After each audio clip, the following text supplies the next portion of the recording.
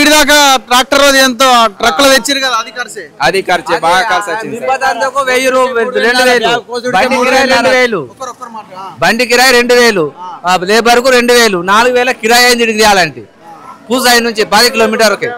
మరి ఎంత ఘోరం చూడండి పాపం ఈ రైతులు. ఇప్పుడు ఈయన వెళ్ళిపోవాలి ఇక్కడ నుంచి. యాక్చువల్ మీకు వెనకాల కనిపిస్తున్నదేమో కొంచెం క్వాలిటీ కనబడుతున్నది, దానికి కొంచెం ఇబ్బంది కాలే. ఇది కొంత రంగు మారింది, ఇది అదేనా? ఇది పక్కదా, ఇది పాస్ అయింది. జస్ట్ స్లైట్ కలర్ చేంజ్ ఉన్నది. ఇప్పుడు ఈ రంగు మారిన సోయాబీన్ కూడా కొనాలి అనేది రైతులు డిమాండ్ చేస్తున్నారు. వీళ్ళు ప్రకృతి సహకరించకపోవడంతో ఇబ్బంది పడ్డారు. బయట సోయాబీన్ మనకి ఎంత దొరుకుతుంది మార్కెట్ లో?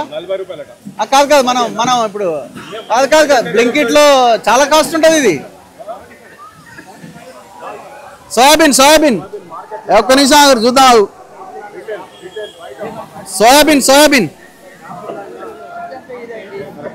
ఒక్క నిమిషం నేను చూస్తున్నా.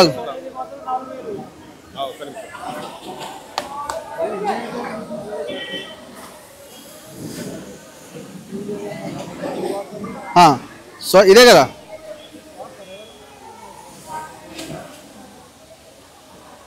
ఇక సోయాబీన్ 60 రూపాయలు ఉంది హాఫ్ కేజీ. 120 130 rupees KG. అంటే క్వింటా ఎంత అవుతుంది? 10,000 రూపాయలు అవుతున్నది.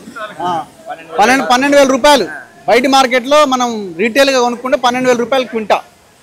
వీళ్ళకి రైతులకి మంచి సోయాబీన్కే ఎంత వస్తున్నది? 5,000 వస్తున్నది. మంచిది క్వాలిటీ. బయట అమ్ముకుంటే అయితే 40 రూపాయలే పడుతుంది ఇంకా.